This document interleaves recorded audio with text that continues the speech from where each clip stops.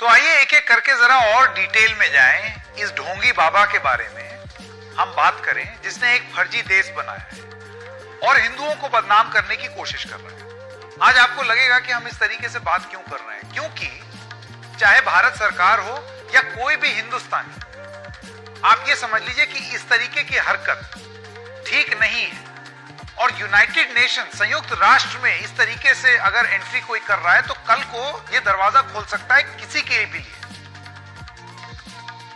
तो ये नहीं होना चाहिए। तो यूएन में नित्यानंद की घुसपैठ कैसे हुई, और हम इसको जानबूझकर घुसपैठ बोल रहे हैं। जिनेवा में यूनाइटेड नेशंस की बैठक में नित्यानंद की एक प्रतिनिधि जो है वो घुस गई।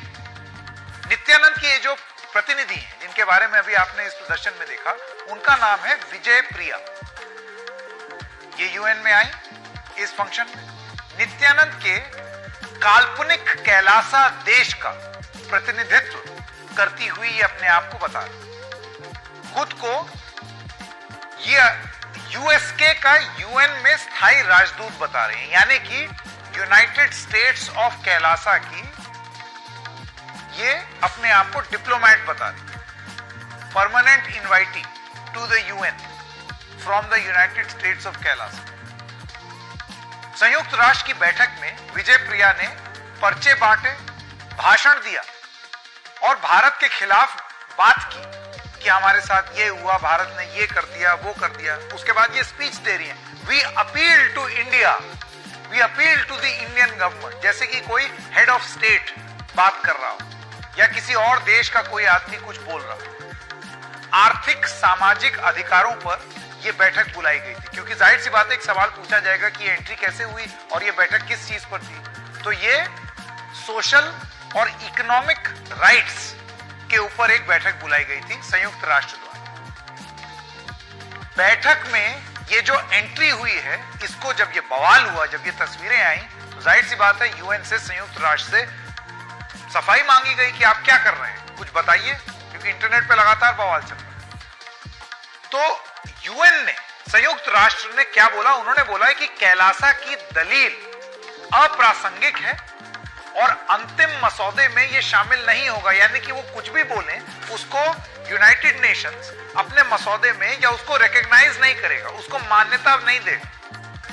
यूएन कहता है कि काल्पनिक देश के बयान को नजरअंदाज करेंगे, हम उसको नहीं ध्यान देंगे। और अब आती है सबसे बड़ी बात, क्योंकि ये सवाल पूछा जाएगा ये घुस कैसे गए यूनाइटेड नेशंस में। आप एक फर्जी देश बना करके और उसके बाद घुस जाएंगे, बाद में यूएन कह देगा हमने इनको नजरअंदाज कर दिया। तो ये आए कैसे पहले? तो ये आए इस तरीके से, हमने अपनी जांच में पाया कि जब यूएन बैठक कर रही थी तो ये एक एनजीओ बन करके उसमें घुसे, नॉन गवर्नमेंट ऑर्गेनाइजेशन बन करके वो घुसे वहां पर, और बाद में अंदर जाकर के इन्होंने एक देश की तरह अपनी बात प्रस्तुत की। तो ये वहां गए थे एंट्री एक एनजीओ बनकर। अब आइए थोड़ा सा इतिहास में जाते हैं और ये जानने की कोशिश करते हैं कि ये नित्यानंद कौन है।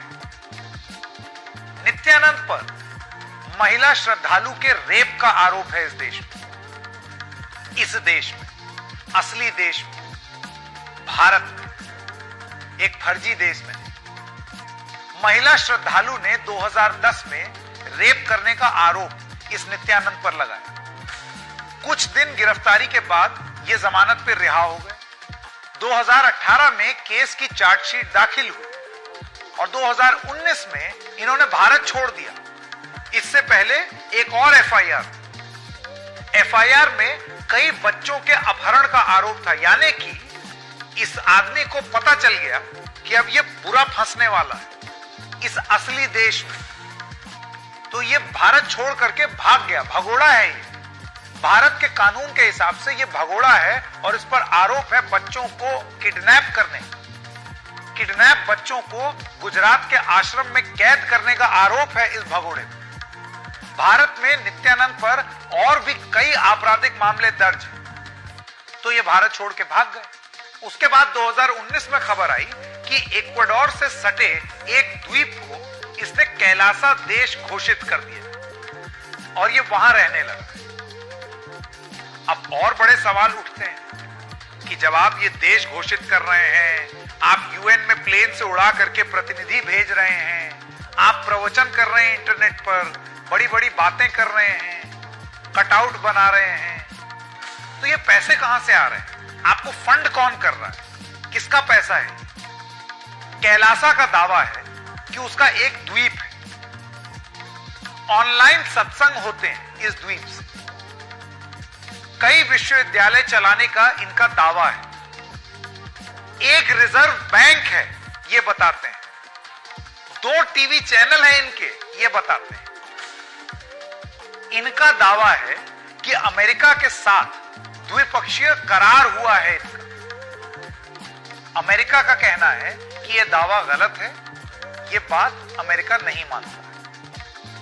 तो ये सवाल अभी भी सस्पेंस बना हुआ है कि पैसा कहां से आ रहा है नित्यानंद के पास, कौन फंड कर रहा है इस आदमी को इस तरीके की गतिविधि करने। और ये अपने आप को खुद हिंदुओं का मसीहा बताता है और कहता है मेरा अलग देश है, मैं हिंदुओं के पक्ष में बात कर रहा हूं।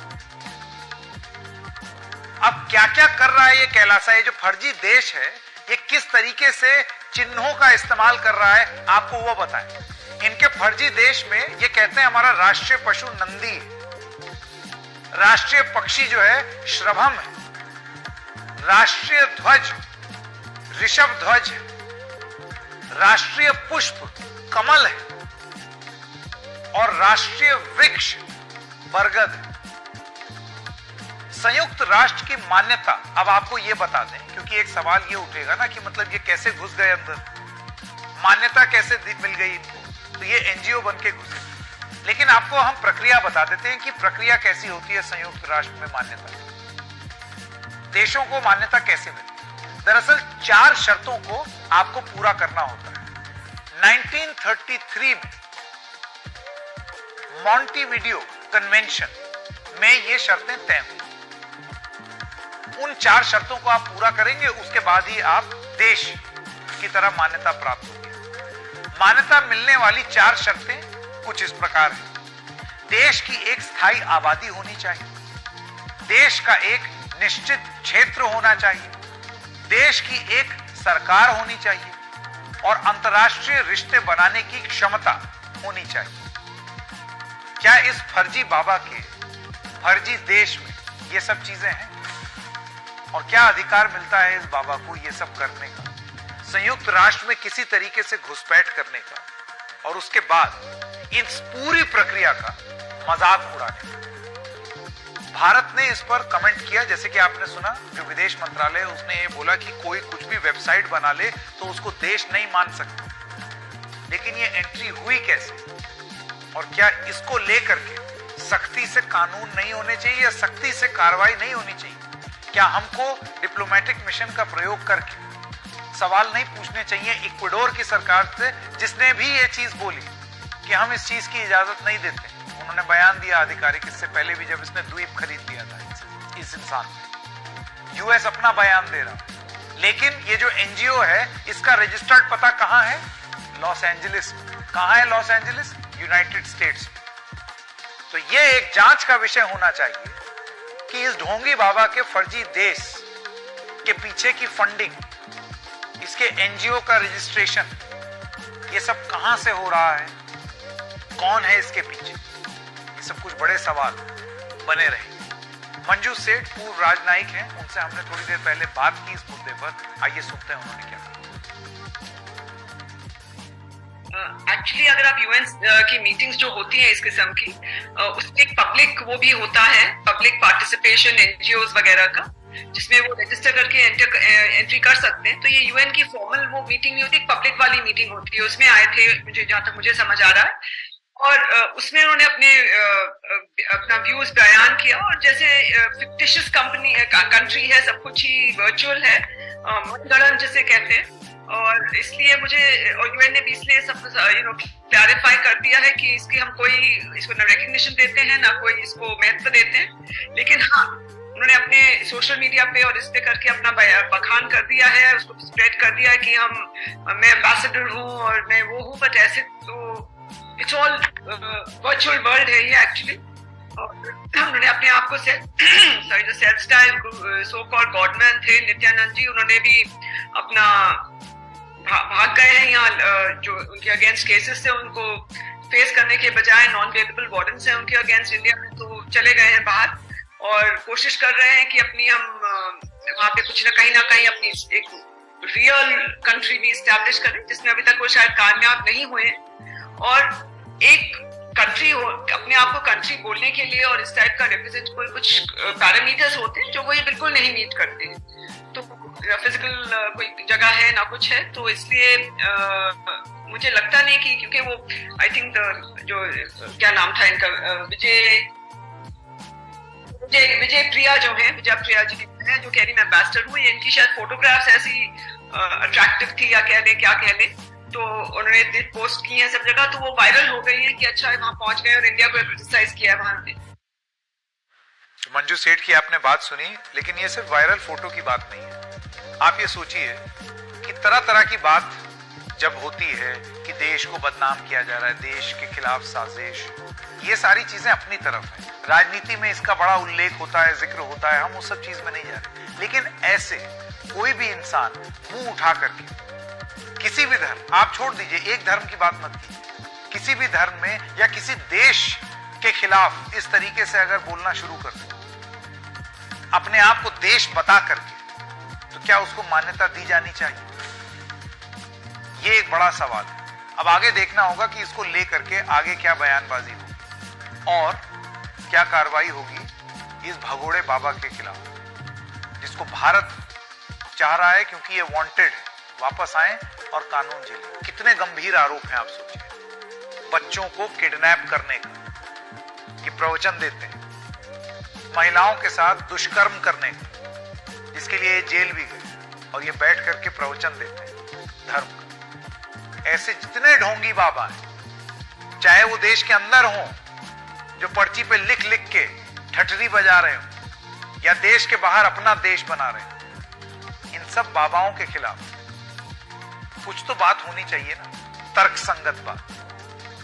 क्योंकि ये जान लीजिए, जो भी चीज जादुई और करिश्माई लगती है, उसके पीछे कुछ ना कुछ छल या चालाकी हमेशा होती है।